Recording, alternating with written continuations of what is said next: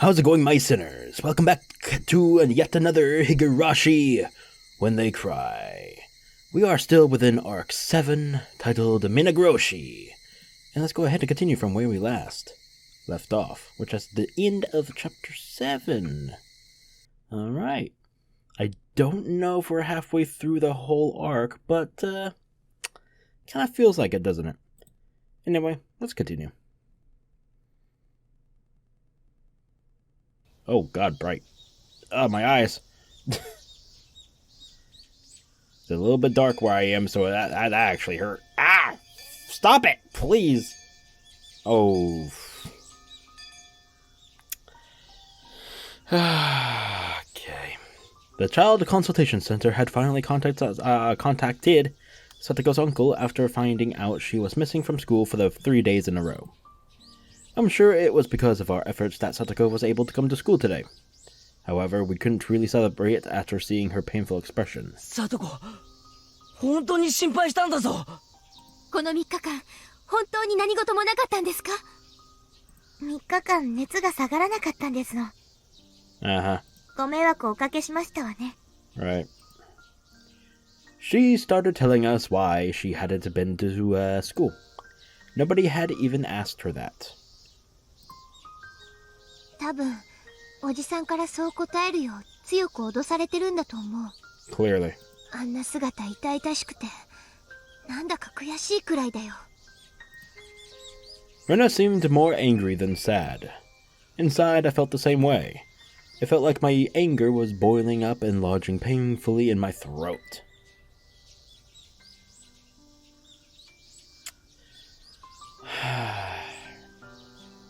He was only letting Satoko come to school because he was now certain that she wouldn't do anything that would put him at a disadvantage.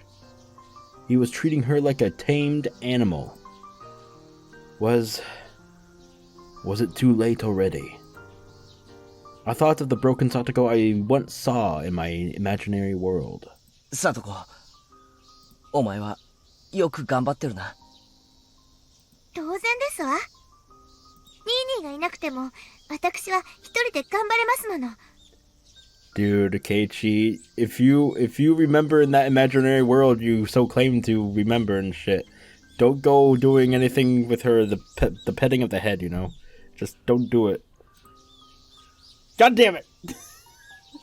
I slowly reached out my hand toward her head. お前がよく耐えて頑張ってるご褒美に頭撫でてやる。I mean, well, we don't know if she'll freak out this time. 嫌か? Don't do it, please. Don't freak out. No. She didn't reply, but she didn't refuse either. Oh? I slowly put my hand on her head. She didn't react to it, but a tear rolled down from her eye all of a sudden. Was she crying because she didn't want to be touched? No, that wasn't it. Rather, it was the opposite. If I stopped petting her head, I'd hurt her feelings.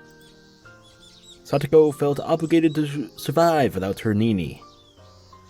But that didn't mean she didn't want anyone else's help. She couldn't appreciate my patting her head openly. Satoko had no choice but to cry in silence. So there's a change. There's a change here. She didn't freak out like last time in that last arc. So, okay, that's good. Progress, I guess. 今は泣いても誰にも言わないよ。 And after Rena said that, Satoko started crying like a baby.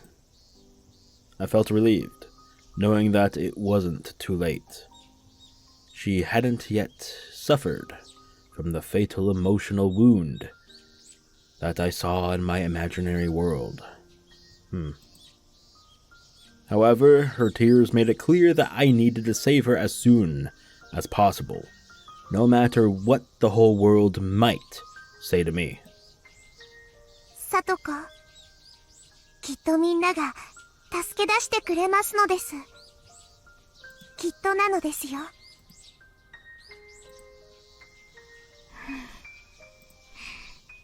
さとこ、ぼんやりしてたわけじゃないんだよ。ね、ケイちゃん。Right. おう、俺たちはな、児童相談所に訴えてるんだ。あのおじの野郎の非道と、サトコを一刻も早く助け出してほしいってな。そんなことしてくださらなくても結構ですのに。俺たちだけじゃねえぞ。なあ、富田君。僕だけじゃないです。岡村もクラスのみんなも戦っています。そうだよ。僕たちクラス全員で相談所に押しかけてるんだ。もちろん今日も行くよ。ねえ、前原さん。ああ、サトコを救い出せるまで俺たちはくじけないもんな。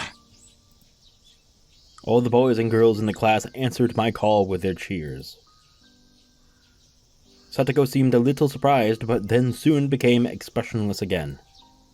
だから相談所の方が来ましたのね。余計なことをなさらなくてもいいのに。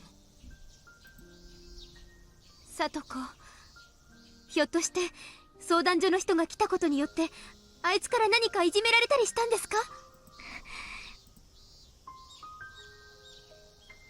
She wouldn't answer. I couldn't tell what that silence really meant. Soon after, Chei-sensei entered the classroom. She must have heard the noise we were making. 北条さん、体の具合はもういいのですか？ We didn't know for sure if she was really sick or not. All of us, including Chei-sensei, were feeling the same thing. ええ、おかげさまで。本当にご心配をおかけしましたわね。もう平気ですのよ。これからはちゃんと学校に来られそうですか？ええ、だから本当にもうご心配なさらなくていいんですのよ。相談所の人になんか言わなくていいんですのよ。北条さん、もし本当に辛くなった時は先生のお家へいらっしゃい。先生は北条さんの味方ですからね。いつでもいらっしゃい。そこで先生だけに美味しいとこを持ってかれちゃたまんないね。さとこ、ここにいる私たちは全員味方だよ。そうです。さとこもぜひ私のマンションに遊びに来てください。余ってる部屋もありますから、さとこのプライベートルームにしちゃっても全然 OK ですので。ダメです。さとこは僕の家で飼ってるのですから、早く僕のお家に帰ってこないとダメなのですよ。みぱー。なあ、サトコは一人ぼっちなんかじゃない。みんながお前を助けようと今必死になっているんだ。But I don't know if people at the Child Consultation Center will ever understand how we feel. If what Oshi-sen told me yesterday was true, then once they learn this isn't the will of all Hinamizawa, once they learn it's only her classmates creating a stir, they might harden their stance against us. All we had planned was to go there with more people and ask for the same thing. The Child Consultation Center was going to say the same thing to us too. It wasn't going to be any different from yesterday. They'd tell us that it's only normal for her uncle to take care of Satoko because he's legally her guardian. Guardian. Ah! They'd also tell us that there's no proof of any abuse happening. And why do they think that? Because Satoko won't admit she's being abused. お気持ちだけで十分ですのよ。本当に大丈夫ですから。嘘だよ。Rena spoke with a smile, but her words cut sharp. さとこちゃんは大丈夫なんかじゃない。さとこちゃんはみんなを騙しきれてなんていないよ。ここにいる全員が、いや、もっともっと大勢が、聡子ちゃんが苦しみ悲しんでいることを知っているよ。だから私たちは聡子ちゃんを助けるために立ち上がって精一杯頑張ってる。悲しい沼に胸まで浸かりもがいている聡子ちゃんにみんなで手を差し伸べている。でもそれだけじゃ聡子ちゃんを救えないの。そうなんだ、聡子。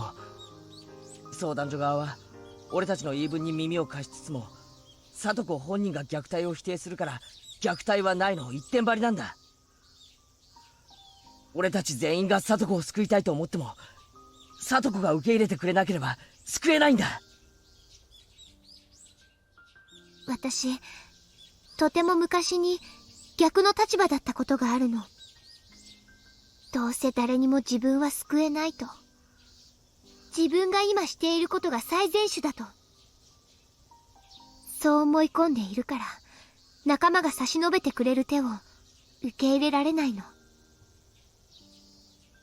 でもその時顔も思い出せないけど、ある人が言った。本当に選びたかった世界はすぐそこにある。でもそこへ至るには向こうのみんなとこちらの自分が互いに手を伸ばし合わないとダメなの。私たちだけが手を伸ばしても意味がない。だから聡子ちゃん、あなたも手を伸ばして。それで互いに手をつかみ合って、初めて私たちは元の世界へ戻れるんだから。レナ、それを誰に？覚えてない。きっと幼稚園よりも小さい頃なんじゃないかと思う。いつどこで誰になんて覚えてない。でもその時の気持ちを私は今でもはっきりと思い出せるの。あの時の気持ちがあったから今日の私がある気がするの。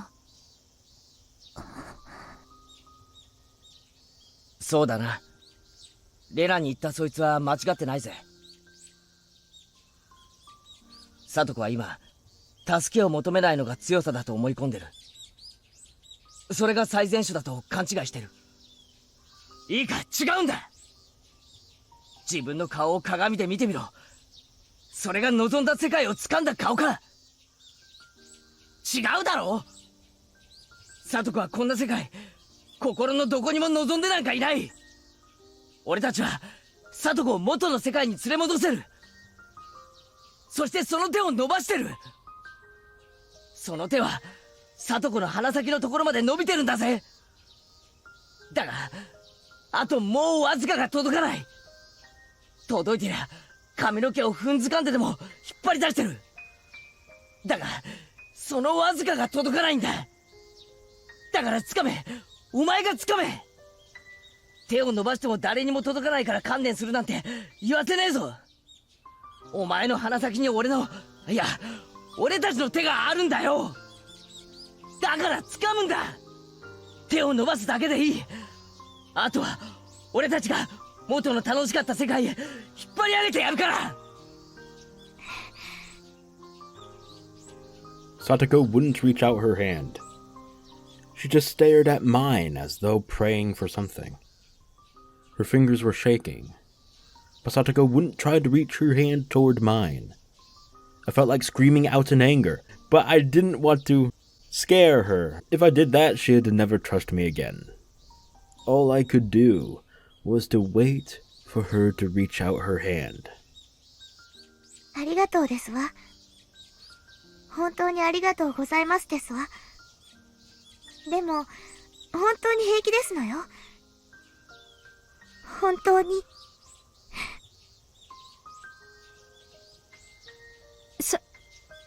聡子。もう少し、時間がいるんだよ。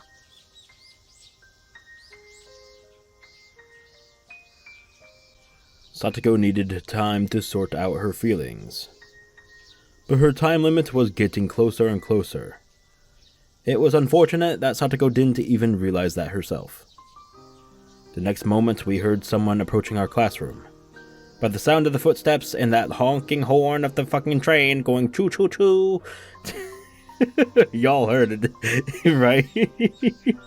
While I'm talking. Not by the sound of the train, but by the sound of the footsteps, we could tell that it was the principal. And so, I couldn't tell why Satoko was twitching like she just got electrocuted. What? The door quickly opened and the principal strode inside. He seemed relieved to see Satoko back in school. However, Satoko reacted both dramatically and bizarrely.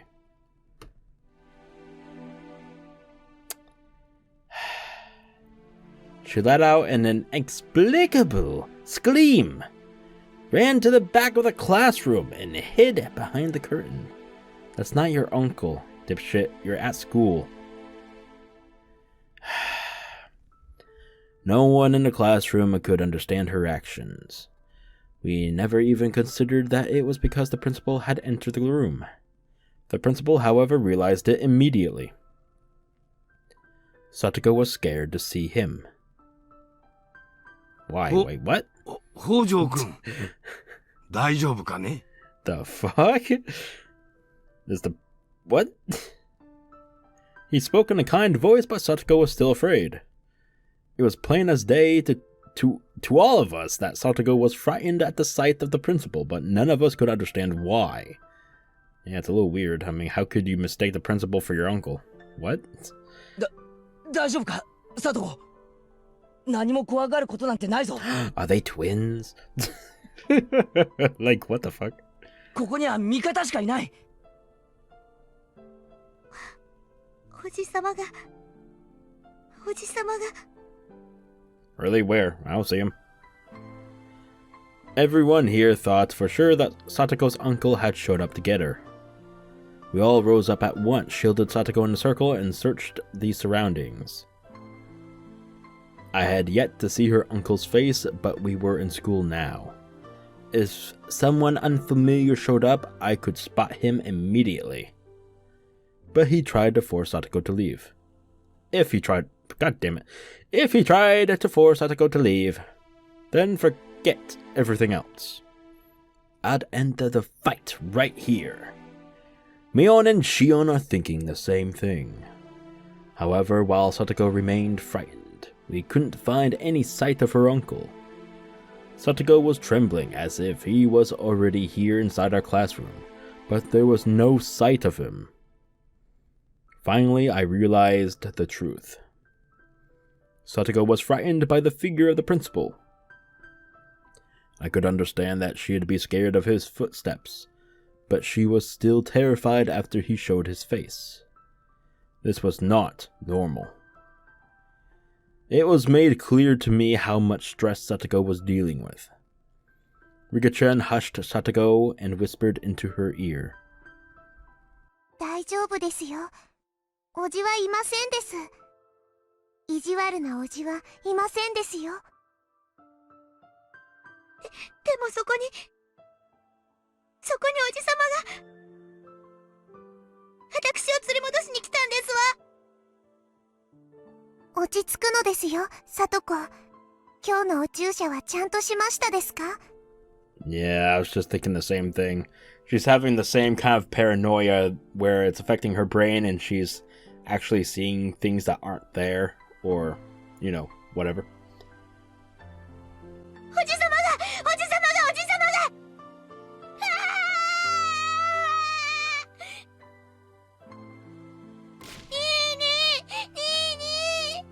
注射って何の話だ、リカちゃん。ケイチ、急いで入江を呼ぶのです。サトコが大変だと言えばわかりますです。早く知恵、サトコを保健室に運びましょうです。どうしたの、サトコちゃん。サトコちゃん。とにかく監督を呼ぼう。医者に見せるしかない。で、誰か監督のところの電話番号はわかるか？私がわかるよ。職員室の電話を借りよう。I headed to the nurse's office after I asked Mion to make a call to the doctor. There were lots of students surrounding the office. Chie-sensei was forcing out the other kids who had entered the room with him. I snuck behind her and entered it myself. Satoko was lying down on a bed, still shaking with fear. Rena and Rika-chan were there with her, and were trying to calm her down. I spoke quietly so as not to scare Satoko. サトコは大丈夫なのか？どうしたってんだ一体。よくわからないけど、校長先生の姿がおじさんに見えたみたいなの。Hearing that made it easier to understand, but it was still hard to believe. He had been right in front of us, and had spoken to her in such a kind voice. It was really hard to believe that she couldn't tell that it was the principal. 壁に黒い点が一つあったら、ケイチやレナはそれが何に見えますですか？ Yeah, we know what you're saying. Because of things, she interprets things. There's something wrong with her eyes, you know? There's a vision or something like that, right? ハエが嫌いな人なら、 Or something like that. I don't know. ハエだろうと思いますです。 I'm just pulling shit out of my ass. 雲が嫌いなら雲に、ゴキブリが嫌いならきっとゴキブリに見えますです。 Right, like, that's me. That's me all day long. Oh my god. 人は識別のつかない何かがあったとき、無意識のうちに一番自分にとって嫌なものでないことを確認しようと強く意識するのです。 Yep. さとこちゃんは近づいてくる校長先生の足音を聞き、とっさにおじさんを思い浮かべたということ？ So the sound of his footsteps reminded her of him. Alright. でも校長が実際に姿を現してもまだ怯えていたぜ。その誤解がすぐに解けなくなるのがさとこの病気なのです。 Right. What does she mean, illness? I tried to ask Rika-chan that, but Satoko was becoming even more frightened. Rika-chan held her hand gently and tried to calm her down. Rena tapped my shoulder. She was indicating to me that we should leave Rika-chan and Satoko alone in the room. I agreed with her. Satoko was in a tremendous shock. じゃあ俺たちは教室へ戻ってるよ。お願いしますです。 Rena and I left the nurse's office. My classmates were still asking Chie-sensei and Satoko's conditions. About Satoko's condition.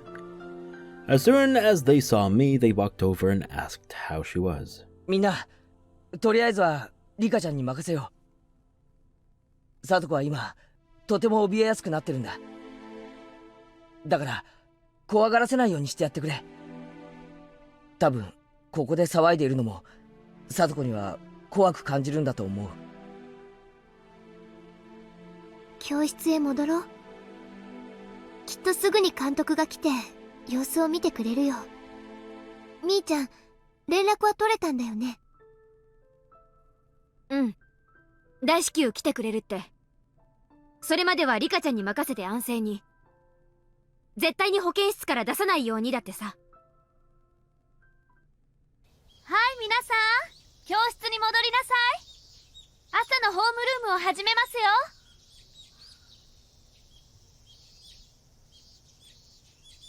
While the teacher took our attendance, a caller arrived at the school premises. Everyone's attention was drawn to it. 3 people with white gowns came out of the vehicle. Eri ran into the school in a hurry. We were surprised to see 3 people show up. It made us all worry that Satoko was in a worse shape than we'd realized. Chie-sensei felt the same way. She left the class to Mion and hurried to the nurse's office. Despite our worry, Satoko returned to the classroom about 10 minutes later. She was still as depressed as she was in the morning, but she was no longer in a state of panic. さとこ、もう起きて大丈夫なんですか？もう少し休んでてもいいと思います。ご心配をおかけしましたわね。もう平気ですのよ。さとこちゃん。Satoko seemed bothered by the way we were worrying about her. J-sensei also returned to the classroom. At the same time, I snuck out so I could talk to Eri and his staff. I saw him talking with Rika-chan. 監督、サトコは本当に大丈夫なんですか？前原さん。ええ、とりあえずは大丈夫です。しばらく様子を見てあげてください。ちょっとした発作なのです。もう大丈夫なのですよ。発作って、そういうもんなのか？そういえば、さっきも保健室で、サトコのことを病気だ、みたいなことを言ってたけど。では、私はこれで失礼します。何かあったら、また呼んでください。Coach bowed and left, without making any comment. It was like he was avoiding my question about Satoko's condition. How dare you? 圭一、誰にも内緒と約束できますですか？ああ。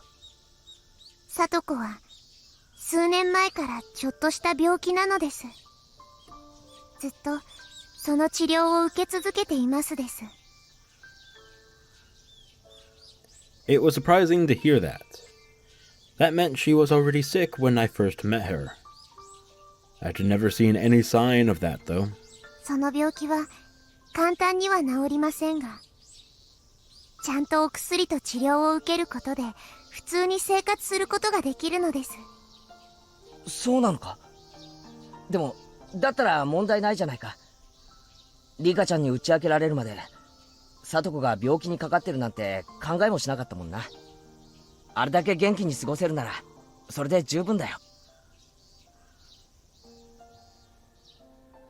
She was hardly in a good condition, so that makes me hesitant to use the word fine. What kind of disease could Satoko have? Based on what I saw earlier, she might have a mental illness rather than a physical one. It might be because of how she was abused in the past. I've heard that mental trauma is not easy to cure, and it needs medical attention at times. That must be what's going on with her. さとこは実は毎日2回のお注射をしなくてはいけない体なのです。ですが、朝からいろいろとおじに意地悪をされていたせいで、今朝のお注射を忘れてしまったようなのです。それはつまり、注射を1本忘れると、サトコはあんなに怯えてしまう状態になるということなのか？ Rika-chan nodded quietly. Really, it was quite a shock. The Satoko I know is an energetic and mischievous girl who is always bouncing around like a super ball. I couldn't believe that she'd turn into a scared little animal just by forgetting to take a shot. 注射を忘れると、さとこはとても怖がりになってしまうのです。すると、何かが起こったり、聞こえたり、現れたりするだけで、それらがさとこに危害を加えようとしているように感じてしまうのです。That sounds like a little something from the last arc with Rena. Oh boy. つまり、さっきの場合は、校長の足音を聞いて、おじが学校に乗り込んできたように感じたというわけだな。そうです。さとこの場合は、その足音をおじだと思い込んだら、そうなってしまうのです。校長が顔を見せて優しく語りかけたとしても、さとこの中ではその人物はもうおじになってしまったので、何を言おうと叔父が言っているように聞こえてしまうのです。さっきリカちゃんはその誤解が解きにくくなる病気だと言ったな。嫌なことと思い込んでしまったら誤解が解けない病気か。なんて病名か聞きたくもないな。気の毒だぜ。それにそんな病気と戦いながら今日まで頑張ってきたんだな、あいつ。でも圭一、どうかこの病気のことは聡子には言わないであげてほしいのです。 Why not? I guess I shouldn't ask. It might not be a nice thing to talk to her about her mental illness. I guess that's what she's trying to tell me. 聡子はさっき教室に戻ってきたが、もう平気なのか？とりあえず入江が聡子のお注射を持ってきてくれましたので、もう大丈夫です。 She's seriously sick to the point where she requires a doctor's attention. I realized something in the next moment. だ、聡子が急病で倒れたってことにして入院させちゃうのっていい手だったとは思わないか？ Do you think that's what Satoko wants, though? We can force her to stay in the hospital even if she refuses. That way we can save her from her uncle. Yeah, that's a great idea. もちろんそれは入江が提案しました。ですが聡子が断ったのです。聡子が断るとか断らないとかの問題じゃないだろう。圭一、聡子が家に帰らないとニーニーの部屋を片付けられてしまうのだそうです。何？聡子にとって北条の家はサトシが帰ってくるまで守らなければならない場所なのです。 He was taking advantage of her? Teppei was telling her that he'd get rid of Satoshi's room if she didn't stay with him. 汚ねえ野郎だ。圭一、他のみんなには言わないでください。C は感情を抑えるのがうまくないので、知ったら短気を起こしかねませんです。 She brought up Shion, but my mic. But I also oh my god, why did I hit my mic? God damn it. This thing is always in the way. Fuck. Sorry. But I was also furious about it. I had to calm down though. I needed everyone's help in order to save Satoko. I couldn't ruin everything by acting foolishly. I had no time to stop. くそ！聡子が助けてと一言でも言ってくれりゃどうとでもなるのに。 Just because she hadn't asked didn't mean she didn't need it. As her friends, we had to help her. Especially after learning that he was controlling her by threatening to get rid of Satoshi's room. いや、そのサトシの部屋を片付けられてしまうってのを話したのこそ聡子の明白な SOS じゃないのか。助けてと直接言えない聡子が遠回しに発した明白な助けだ。 Rika-chan nodded slightly. 圭一、聡子を助けるために残された時間はもう長くはないのです。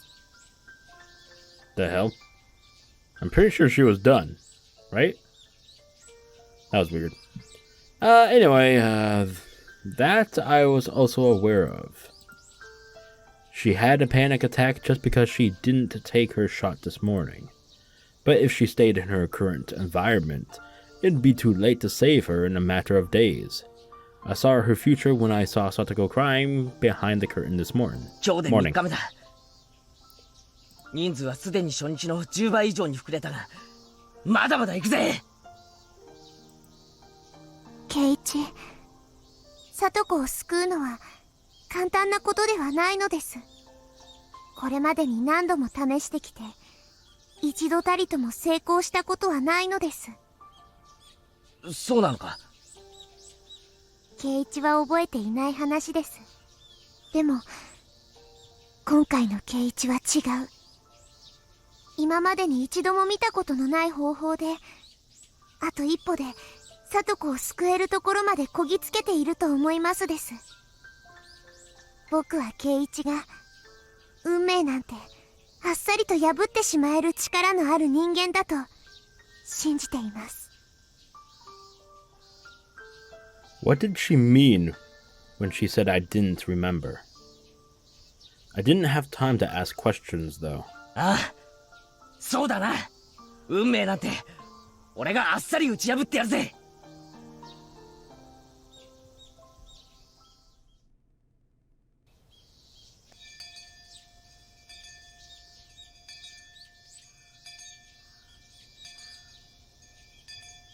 Huh.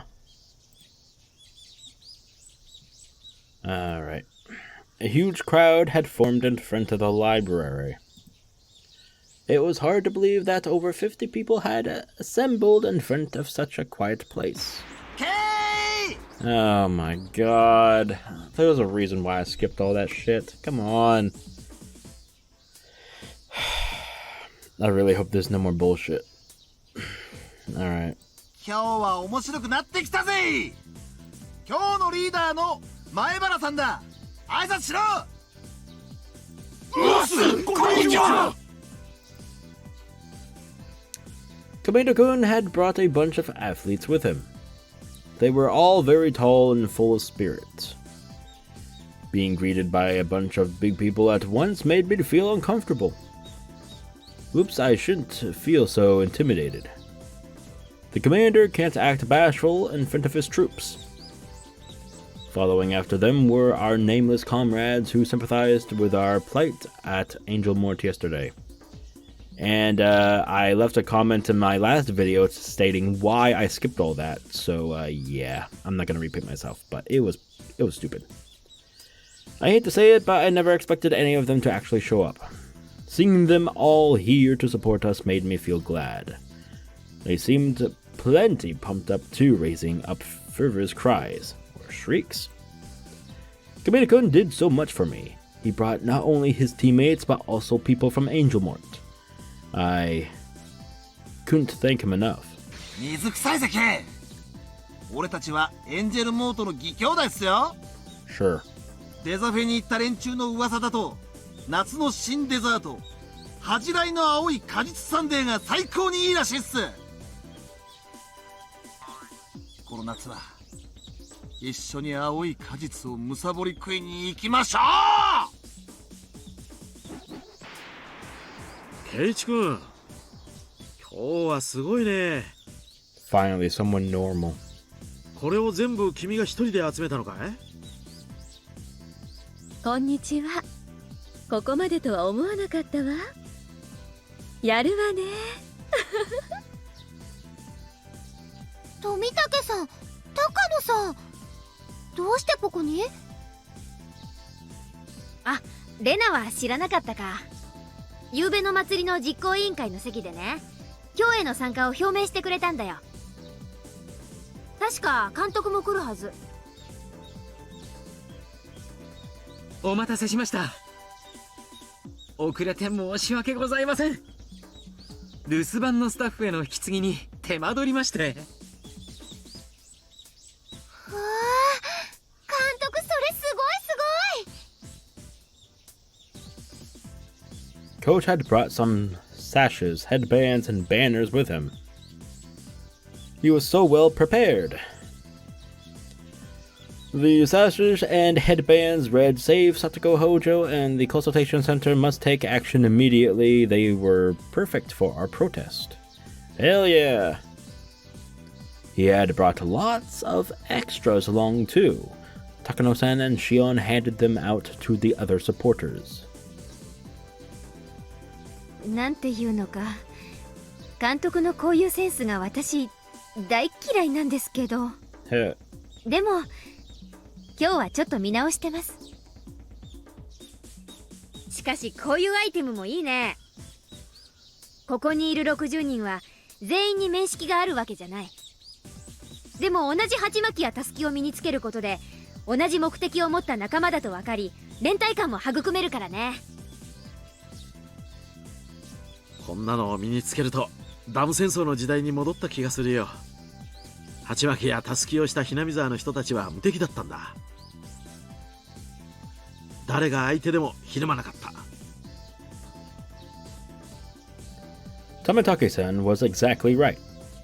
Even the kids from Okonomiya were willing to wear the headbands. It was like we were supporting a baseball team. さ、リカさんもぜひ。これだけの数を作るのは苦労したんですよ。いりえ。私も自分ができることを惜しみませんよ。さとこちゃんを助け出すために全力を尽くしましょう。はい、ケイチくんの。すごいね。昨日は社会科見学様ご一行だったのに、今日はまるで雰囲気が違う。そうだな。俺は人数が多けりゃ相手はビビるだろうくらいに思ってたが、これは迫力が違う。やはりハッタリって大事なんだなって思うぜ。さあ、そろそろ時間よ。団長、決起の挨拶をお願いね。団長なんてそんな恥ずかしい。俺なんて単なる発起人で。ケイチ君、リーダーがそんなじゃ貫禄がないよ。さあ、胸を張って。Who said you could take my picture without fucking asking, you son of a bitch? Stop it! I walked out in front of everyone while Tamatake-san took photos. Everyone was quiet and turned their gaze to me. I felt so nervous, but at the same time, I also felt really thrilled to see all of our comrades here. みんな、今日は集まってくれてありがとう。すでに聞いてると思うが、俺たちのクラスメート北条聡子のためにこれより3日目の陳情を決行する。かつて気の向くままに聡子をほったらかしにして沖宮に1年間も蒸発していた叔父がどうして親権者なんて名乗れるのか。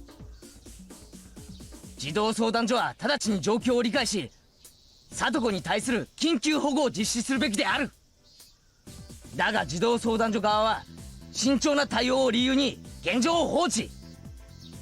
聡子が日々の窒息しそうな環境の中で心をすりつぶされていっている急を理解していない。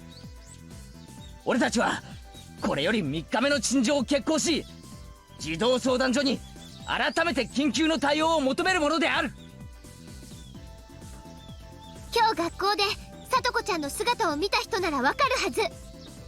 あの快活だった聡子ちゃんがたったの4日であんなにもやつれ果ててしまって、あんな姿をこれ以上放っておくなんて絶対にできない。これですでに3日連続。しかも人数はここまで膨れ上がった。相談所側に私たちの強い意志を訴えよう。私たちは仲間を見捨てたりしない。すごいね。こいつは間違いなくダム戦争の再来だよ。ダム戦争を知らないはずの前原君がダム戦争を再びなんて面白いものね。やはりこの地には人を結束させたくなる何かがあるということなのかしら。やっぱり田舎的な人懐っこい風土によるものだと思います。だから今日のこれは怒るべくして起こったんです。僕たちは隣人の顔も覚えてない都会に住んでるけど、それと比べるとなんだか羨ましいね。電車の本数が少ないと愚痴ってた人がよく言いますですよ。全軍突撃準備完了。ハッカはただここで死ねと飲み込め入れよう。要求貫徹、絶対救出。みんな K に続け。の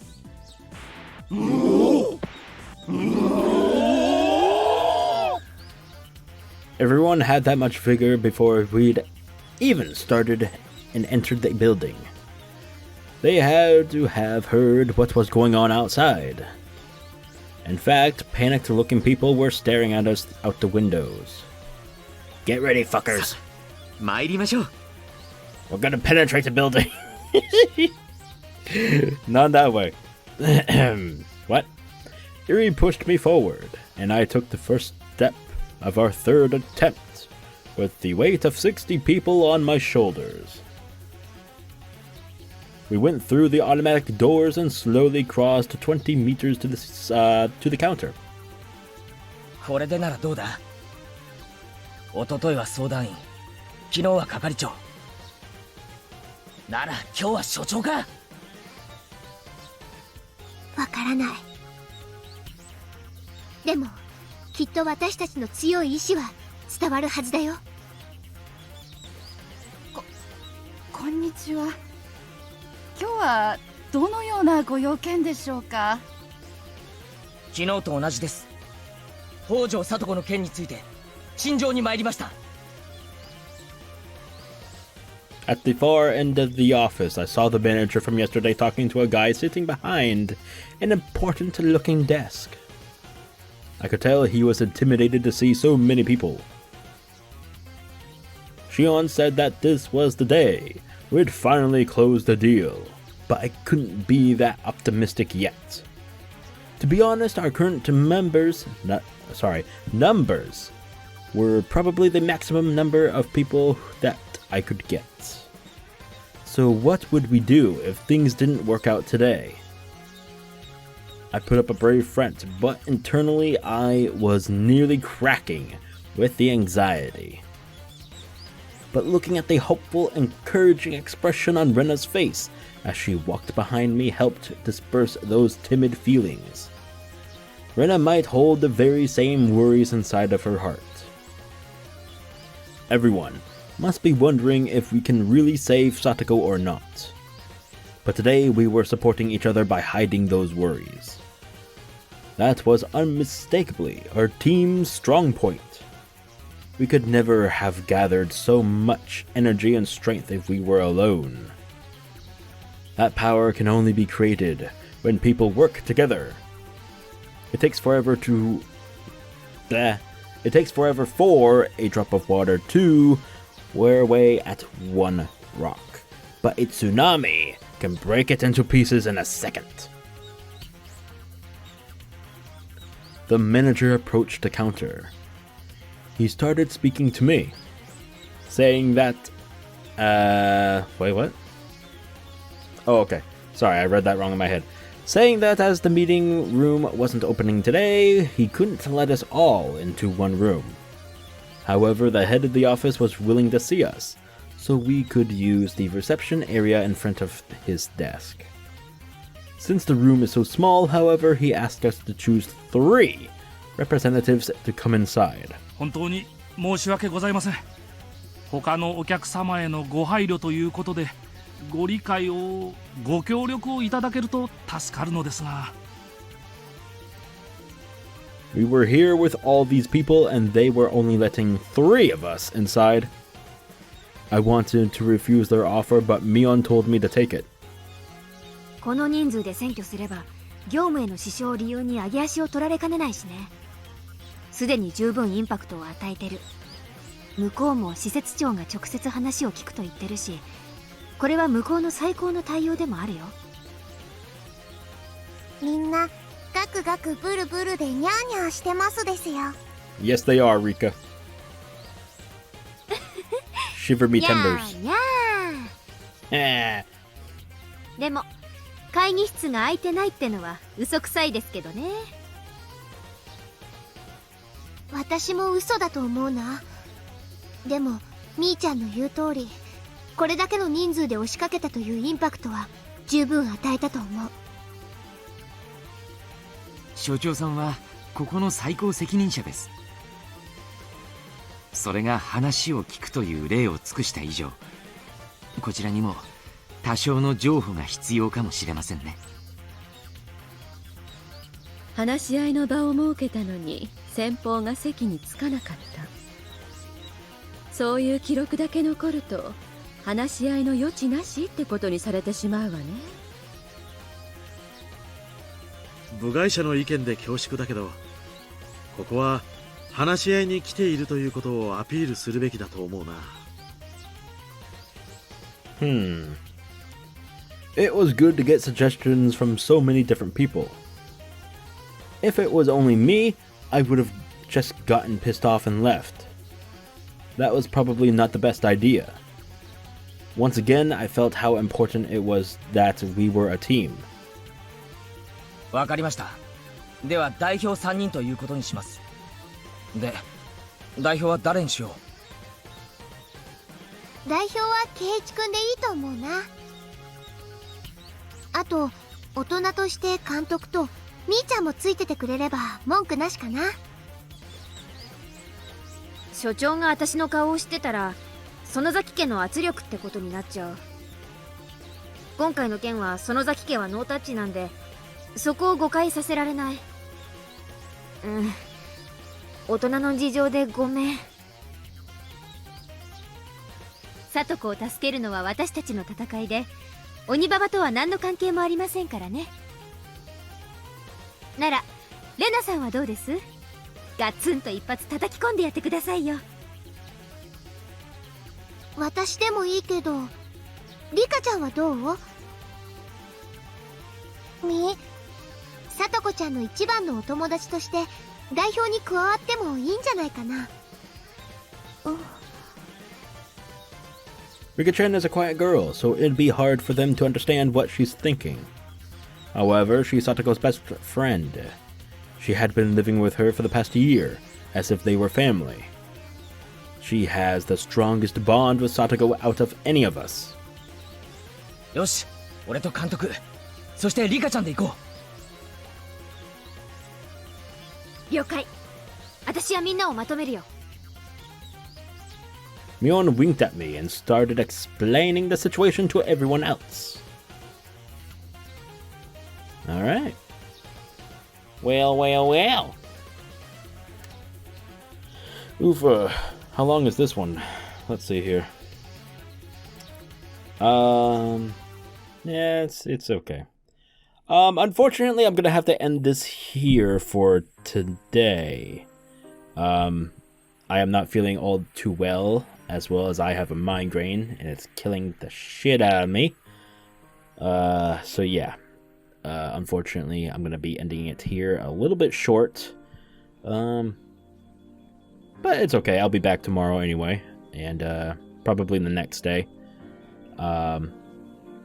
I know that I started my own schedule of taking breaks every now and then, but with Persona 4 now in my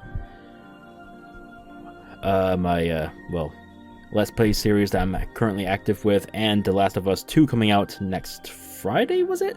I think it was Friday or Thursday, I don't know which day it was. But yeah, I'm also going to be doing that, so that's 4 series that I'm going to be doing at the same time. So I'm going to be very busy, so look forward to all of that. And yeah, I hope you all enjoyed this as much as you could, though, even though it's a little bit short. If you did, though, please leave a like, share the video, and subscribe to the channel if you haven't already, because there will be more Higurashi, Minako, Persona 4, and soon The Last of Us 2. So look forward to all those, and I'll see you all next time. Stay tuned, and until then, please, as a reminder, stay sinful, folks.